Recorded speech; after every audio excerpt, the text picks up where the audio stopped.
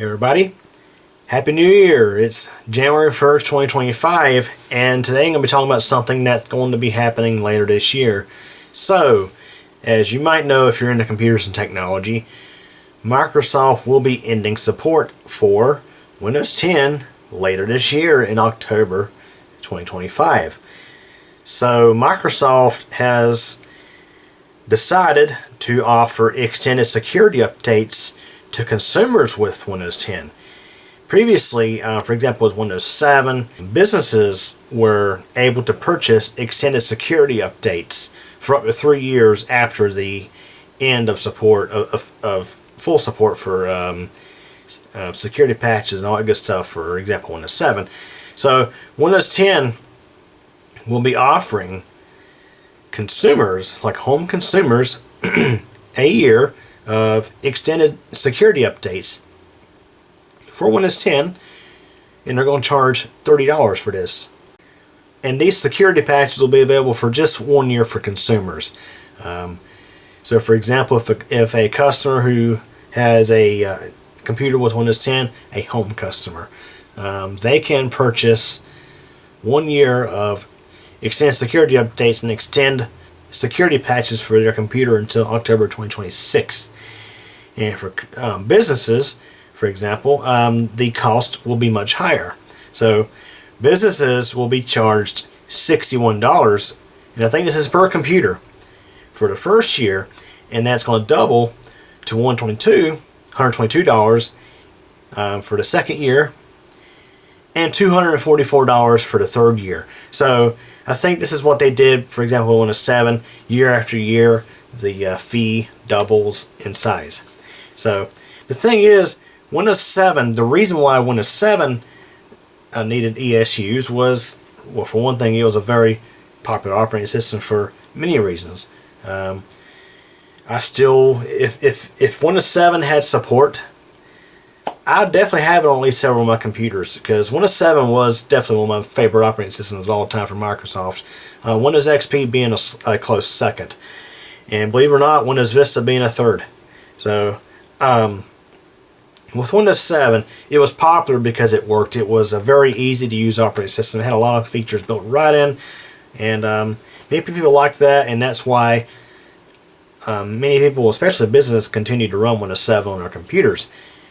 Now, Windows 10, similar deal, but one of the big reasons why many people are sticking with Windows 10 is not simply because they don't like Windows 11, it's because they can't officially run it on their computers, thanks to what I call the Microsoft Elite Class Minimal System Requirements for Windows 11.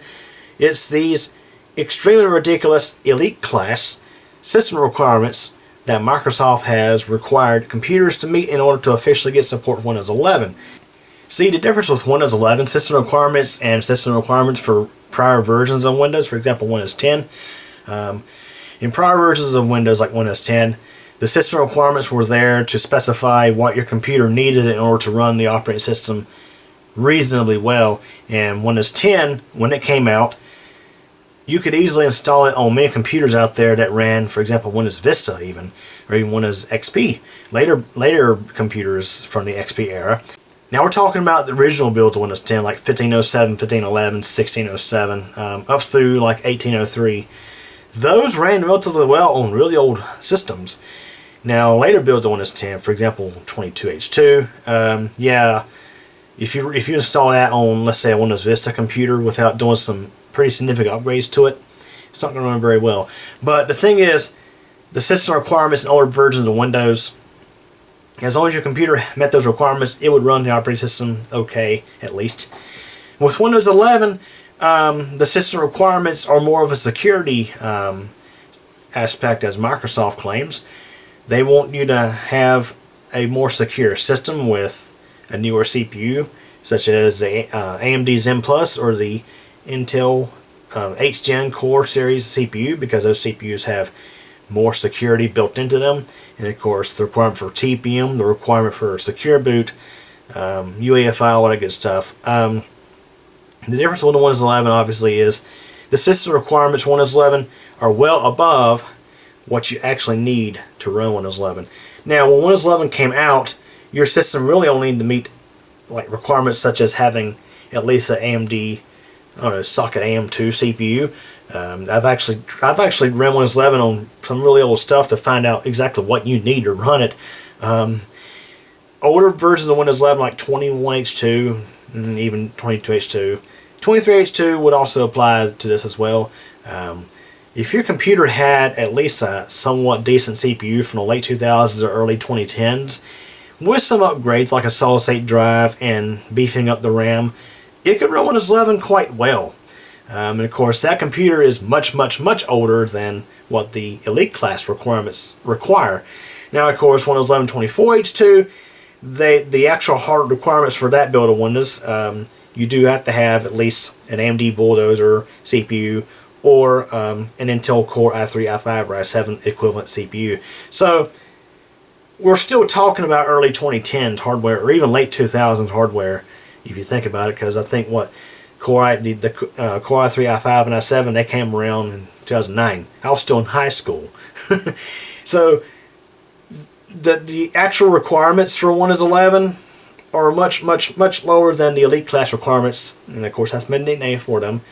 That what Microsoft requires you to actually be able to receive security patches and feature updates and all that good stuff.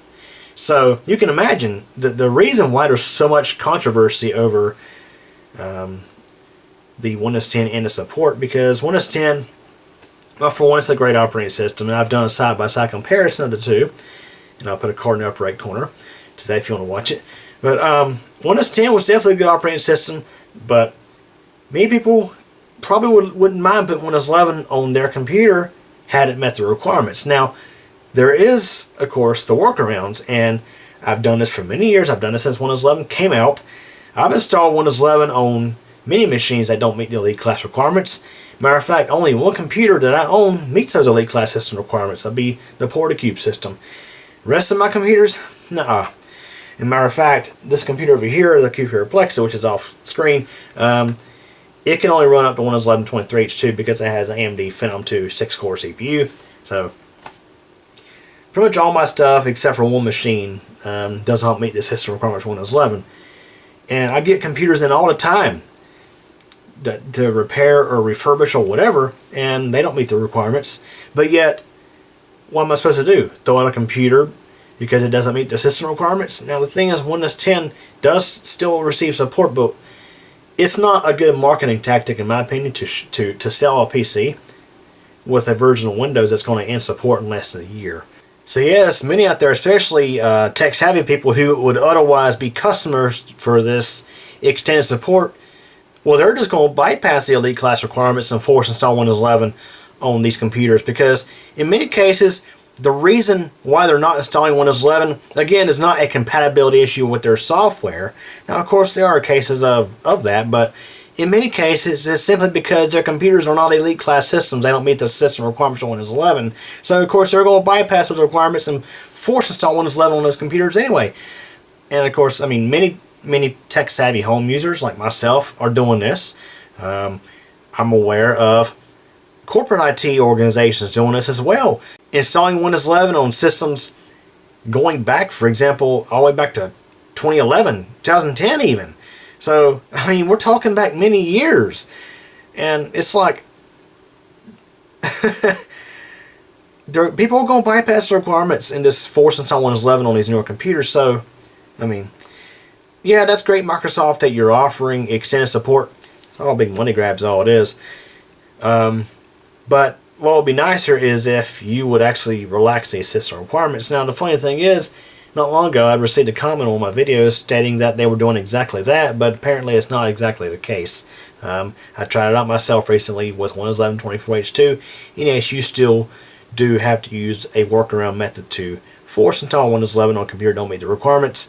Now, the good news is, one trick of doing it you can still use is the command line switch, product space server. So you would open up a command prompt as administrator, navigate to the folder of your thumb drive where that has all the set files, and say, for example, setup.exe/product space server, and you can bypass the Elite class requirements and force install that way Or you can use the popular Rufus method, which actually I personally recommend that more than anything, because not only can you bypass the elite class requirements, you can also bypass the requirement for internet in order to set up Windows. You can also bypass the requirement for a Microsoft account. You can bypass where you can actually turn off BitLocker encryption that's normally turned on by default now, I do believe. So there's lots of goodies in Rufus that you can use. So yeah, Microsoft, they are charging consumers, or they're offering the option to charge consumers $30 to extend support of Windows 10 for 1 year, and businesses will have an extra cost and have extra time for an additional fee. But I mean, honestly, I feel like a lot of people are going to either A, bypass the elite class requirements and force install Windows 11 on their computer in the case that it's just simply because of those system requirements, or B, they're going to continue running Windows 10 unsupported.